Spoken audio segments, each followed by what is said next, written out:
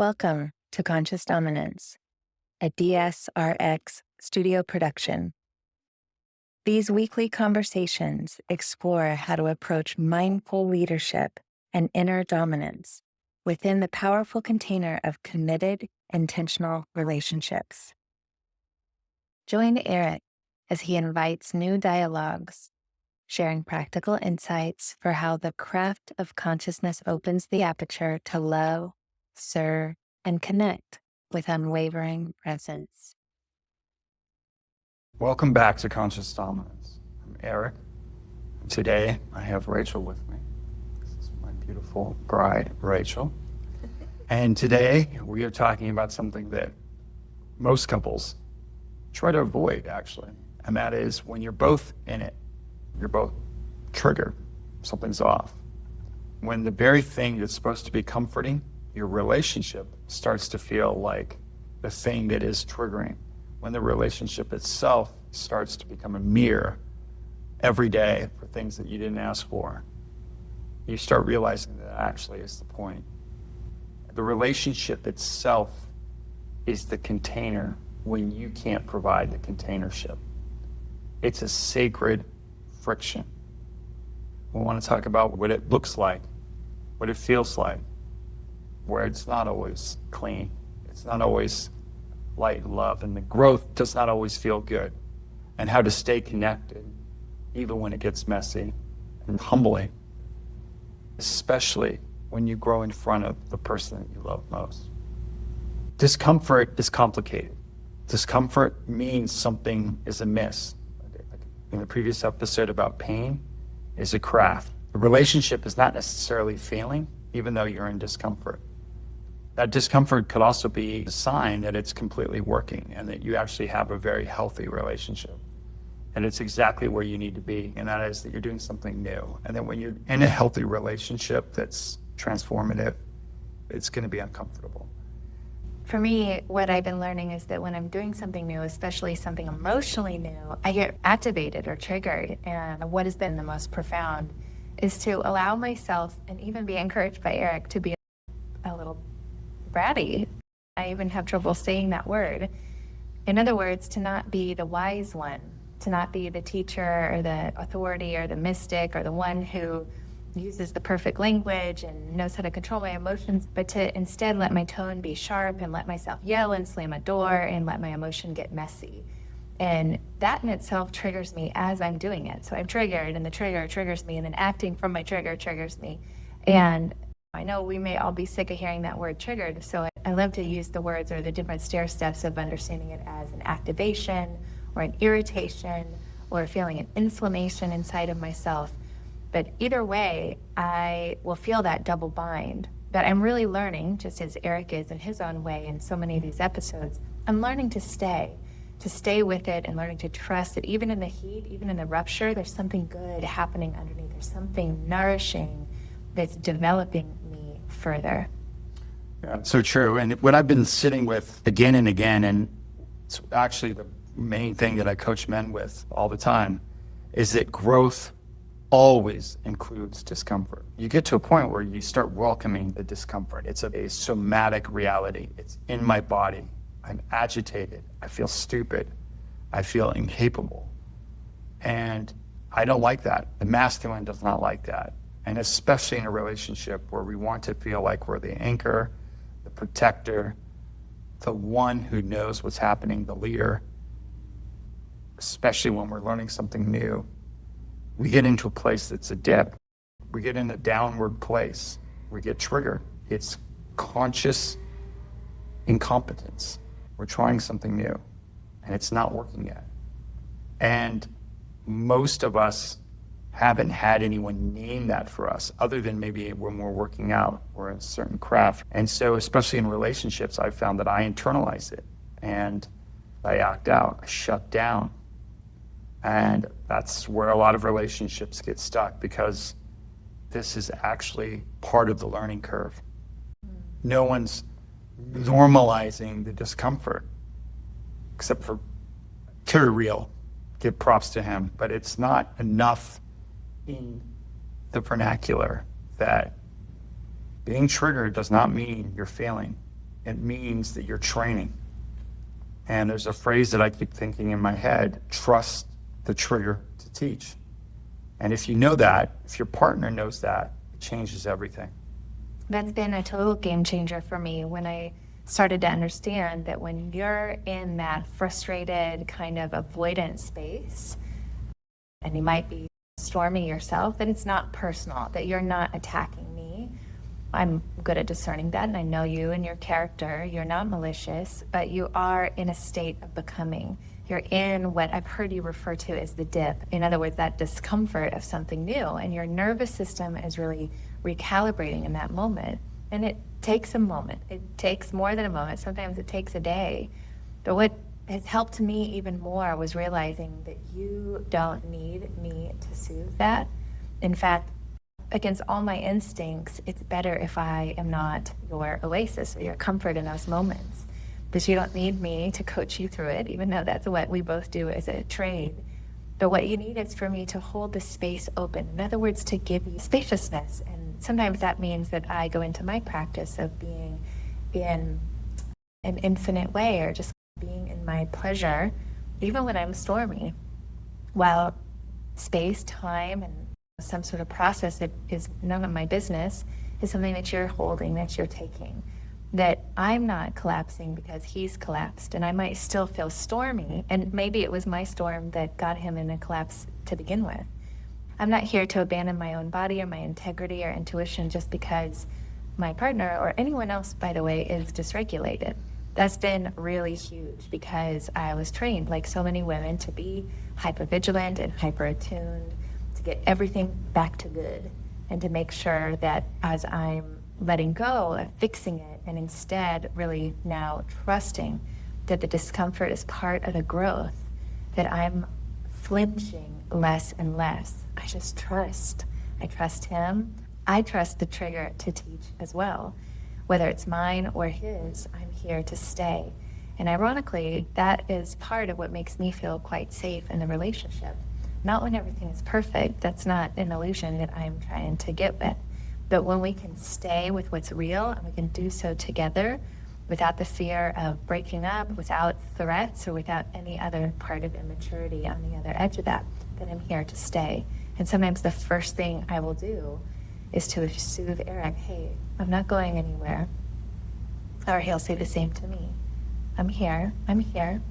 Take your time. We're in a mess right now, but I'm here. I'm here for it. And I think that's the thing.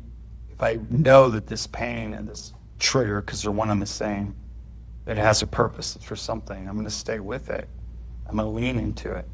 And that's the big difference. When I used to feel it being random, and it was a random hurt, rather than now I'm choosing it.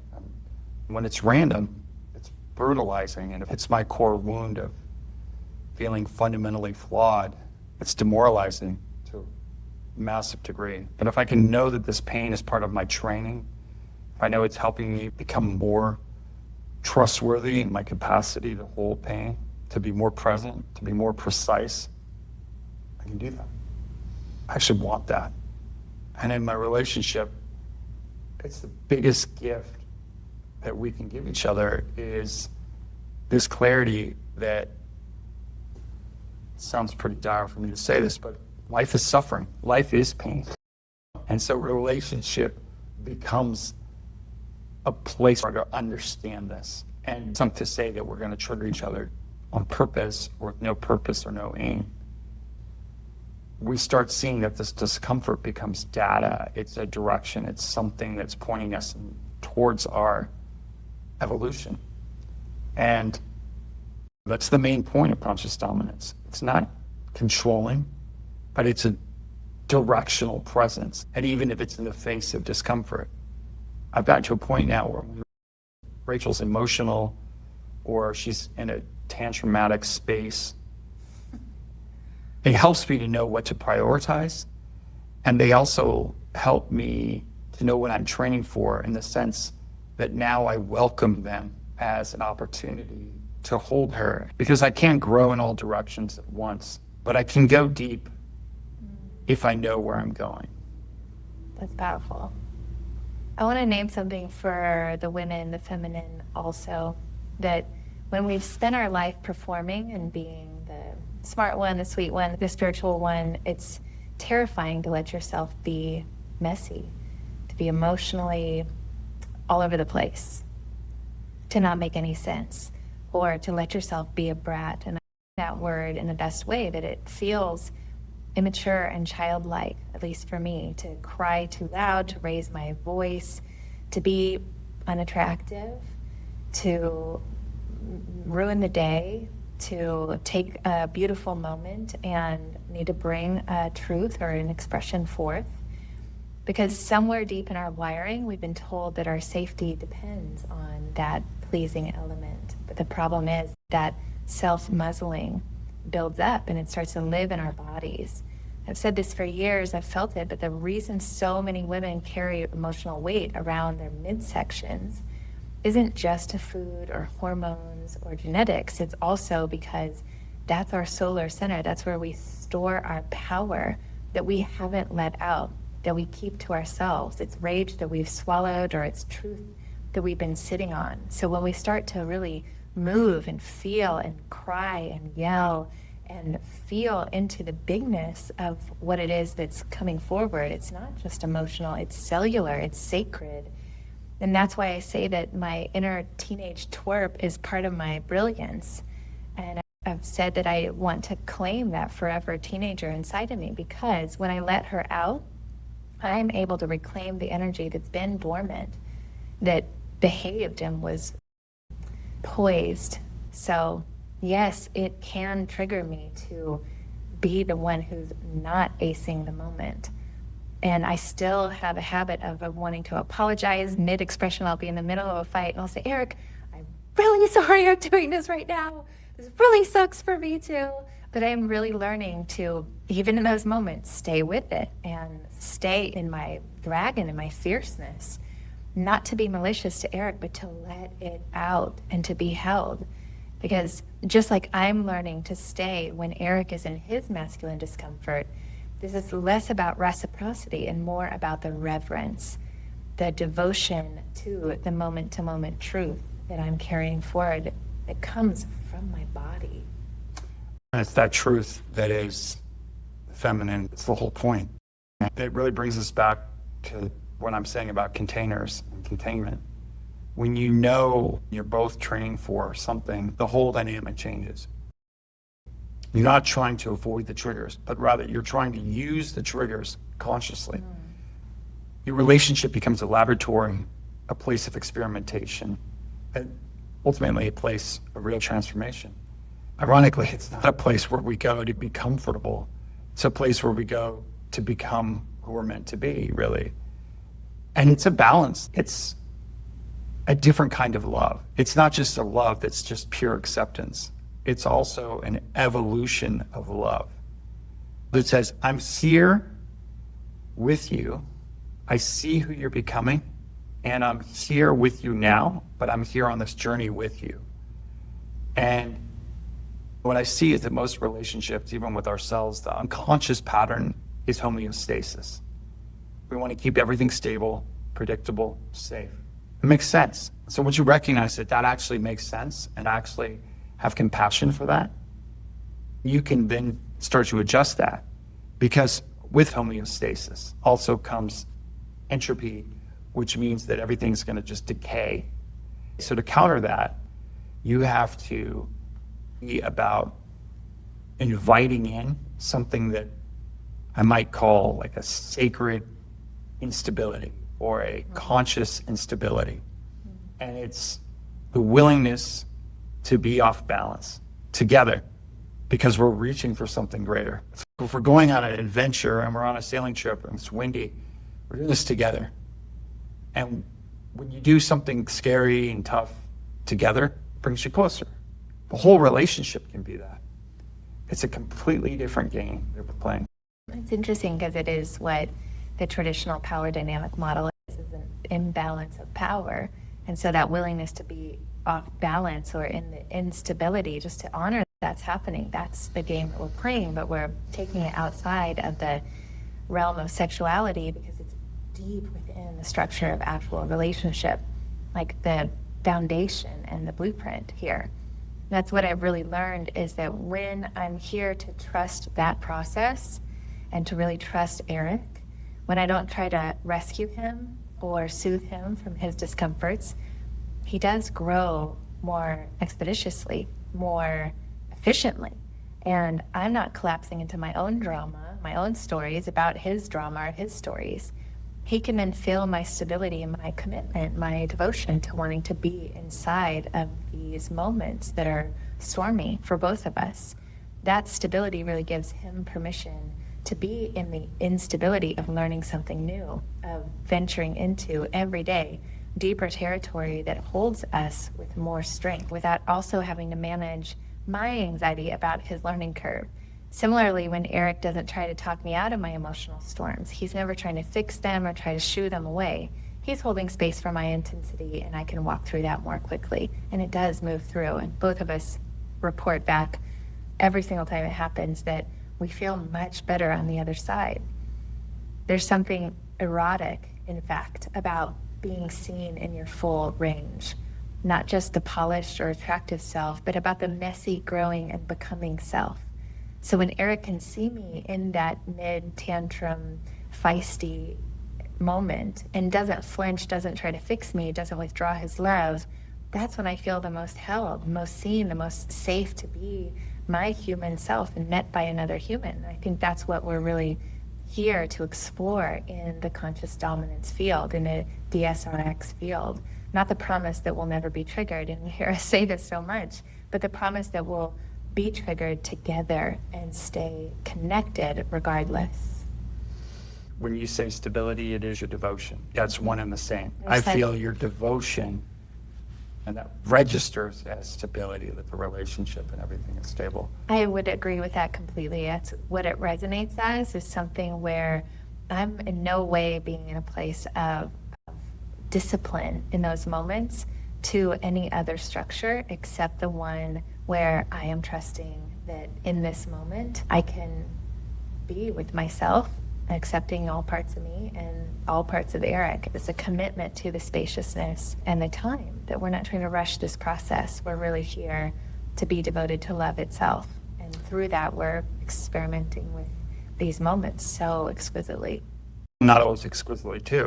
The exquisite, that's the whole point. That's what I'm I saying. think it's exquisite the way that we do this. And I think that commitment to the exquisite is being messy.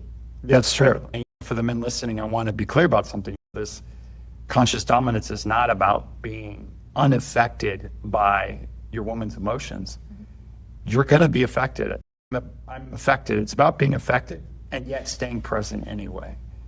I keep going back to courage. It means you have fear and you act anyway. And I think presence is you're affected and you still are keeping your heart open. It's about feeling the impact without losing center, without closing my heart. It's one of the biggest things that I'm barely starting to really understand with Rachael. And it's something that I get to train for now. It's like a martial art. You don't train to avoid getting hit. You train to take the hit and use the hit. Like you are using it or preempting it and you still stand. You're absorbing it, you're responding. You're alive to it. And the same thing applies in a relationship. Your woman's emotions are going to hit you. Her storms are going to activate me. They're going to activate my own stuff. I welcome that now.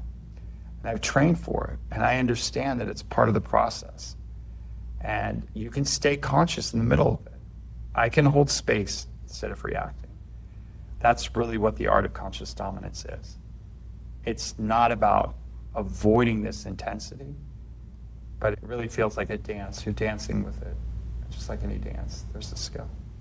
I mentioned earlier that there's that erotic element to this, and I will say that when Eric holds his ground during my weather, it doesn't just make me feel more sturdy or more stable.